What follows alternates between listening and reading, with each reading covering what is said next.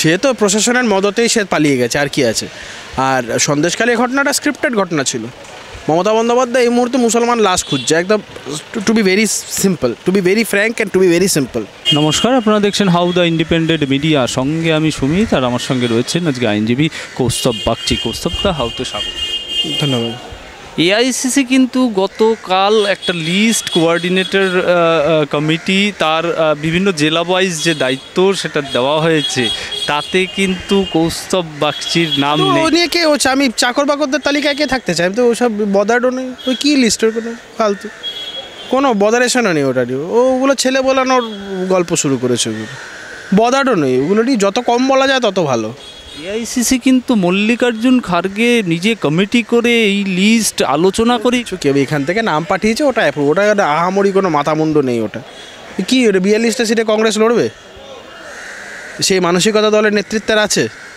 যত কম কথা বলা যায় তত ভালো। এগুলো ছেলে বোলানোর গল্প চলছে, এদিকে এইসব করছে, আর ওদিকে কুণাল ঘোষের মতন লোকজনরা বলার সাহস পাচ্ছে যে কংগ্রেস বাচ্চা ছেলের মতন লজেন্স চাইছে। আজকে আমরা নিজেদেরকে এমন একটা হেয় প্রতিপন্ন করার মতন জায়গায় নিয়ে গেছি যেখানে চোরচিটিংবাজরা আমাদের নিয়ে এই ধরনের কথাবার্তা বলছে।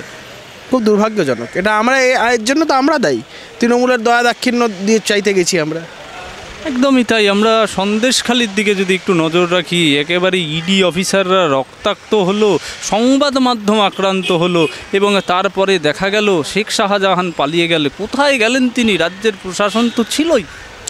সে তো প্রশাসনের মদতেই সে পালিয়ে গেছে, আর কি আছে। আর সন্দেশখালী ঘটনাটা স্ক্রিপ্টেড ঘটনা ছিল। মমতা বন্দ্যোপাধ্যায় এই মুহূর্তে মুসলমান লাশ খুঁজছে, একদম to be very simple, to be very frank and to be very simple. মুসলমান লাশ খুঁজছে মমতা বন্দ্যোপাধ্যায়।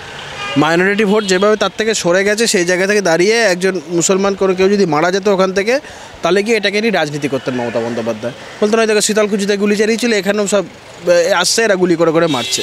একটা হিন্দু মুসলমান একটা বিষয় করতো এবং একটা স্ক্রিপ্টেড বিষয় হতো কমপ্লিটলি। একটা সাম্প্রদায়িক উস্কানি দেওয়ার মতন জায়গায় নিয়ে যাওয়ার চেষ্টা করছিলেন, একটা স্ক্রিপ্টেড। আমি তো খুব ধন্যবাদ জানাবো সিআরপিএফের যারা জওয়ানসরা আছে, যা ইডি অফিসাররা খুব মাথা ঠান্ডা রেখে সেখানে গুলি টুলি চালায়নি। যা পরিস্থিতি ছিল তারা চালাতেই পারতো, কিন্তু তারা সেটা করেনি। তাদের জন্য তাদের সাধুবাদ প্রাপ্য। একদমই তাই। আজকে একেবারে শোভনদেব চট্টোপাধ্যায়, একজন সিনিয়র লিডার, বলছেন জনরোষ, এই জনরোষ ছাত্র যুব, তৃণমূলের ছাত্র যুবরা তৈরি। এই জনরোষ যদি না ইডি আধিকারিকরা কারোর বাড়িতে যায়, জনরোষ এগুলো মানুষের খেয়ে দেয়ে কাজ পড়েনি। চোররা চুরি করবে, মানুষ প্রতিবাদ করবে। কার খেয়ে দেয়ে কাজ পড়েছে? কোন চোর ডাকাতের বাড়িতে পুলিশ পড়বে, ইডি সিবিআই যাবে, সেখানে আটকাতে যাবে? যারা চুরি করেছে, যারা চুরির ভাগের মাল খেয়েছে, তারাই গিয়ে এগুলো করবে। কোথায় জনরোষ? চোর এবং চোরদের সাঙ্গপাঙ্গদের এই নিয়ে মাথা ব্যথা। সাধারণ মানুষের কোনো মাথা ব্যথা নেই। সাধারণ মানুষ চায় চোর ধরো, জেল বড়। ইডি আধিকারিকরা বলছে যদি ইডি আধিকারিকরা আর কোনো মুভমেন্ট করে, এইভাবে তালা ভাঙার বা ঢোকার চেষ্টা করে, ইনভেস্টিগেশনে যায়, তৃণমূল বুঝে নেয়। এটাই তো হচ্ছে একটা দলের কত বড় আস্পর্ধা হতে পারে, বা দুর্বৃত্তদের কত বড় আস্পর্ধা হতে পারে। তারা এই ধরনের কথা বলছে। একটা ল এনফোর্সমেন্ট এজেন্সির কাজের বাধা দেওয়া, এগুলো এজেন্সিকে এই বিষয়গুলো কোর্টে তোলা। মামলা হয়েছে কোর্টে, দেখবেন কোর্টে কি বলে, কোর্ট কি বলে। একদমই তাই। আমার একেবারে শেষ প্রশ্ন, রাহুল গান্ধীর দ্বিতীয়বার ভারত জোড়ো ন্যায়যাত্রা হচ্ছে, মণিপুর থেকে শুরু হচ্ছে, সেখানে কি দেখা যাবে কৌস্তব বাগচি? না, আমি এখন অবধি জানি না কী হবে না হবে।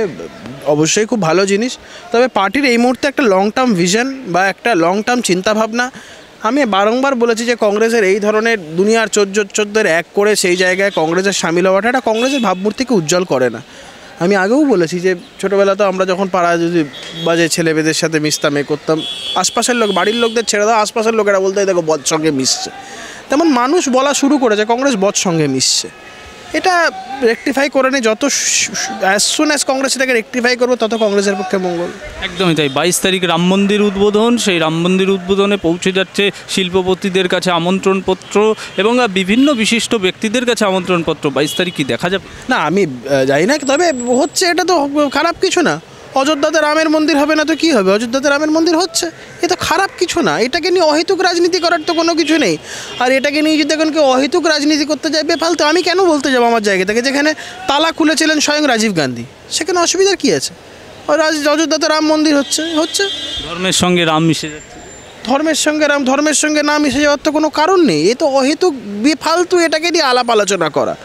একটা দীর্ঘদিনের রাম যে অযোধ্যায় জন্মেছিল সেটা আমরা ছোটোবেলা থেকে পুস্তকে এতে রামায়ণ সবেতেই তো এটা পড়ে এসেছি। তো মানুষের বিশ্বাসকে নিয়ে তো এই ধরনের জিনিস করার কোনো দরকার নেই। মানুষের বিশ্বাস আস্থা যে জায়গায় সেটাকে নিয়ে কেন ফালতু এটাকে নিয়ে রাজনীতির সাথে মিশিয়ে দেওয়া হচ্ছে। একটা বড় অংশের মানুষ, আমি তো বরঞ্চ বলবো যে তারা তাদের এজেন্ডাটা, যদি আপনি পলিটিক্যালি বিষয়টা দেখেন, যে একটা পলিটিক্যাল পার্টি ডেডিকেটেড থেকে তাদের এজেন্ডাটা সম্পূর্ণ করে নিল, অ্যাবসলিউটলি সম্পূর্ণ করে নিল, এবং তাতে একটা বৃহৎ অংশের মানুষের সমর্থন আছে। এবং সেখানে তো শুধু আমি বলে না, কংগ্রেসের নেতা নেত্রীরাও তো যাবে সেখানে। হিমাচল প্রদেশের আমাদের বেশ কিছু মন্ত্রী তারা বলেছে যাবে, পাঞ্জাবে আমাদের কংগ্রেসের নেতারা তারা বলেছে যাবে। তো এখানে তো অবাক হওয়ার কোনো কারণ নেই। আমি বললেই সেটাকে নিয়ে হয়তো এখন যদি জল গোলা হয় কী করা যাবে। ধন্যবাদ। ঠিক আছে।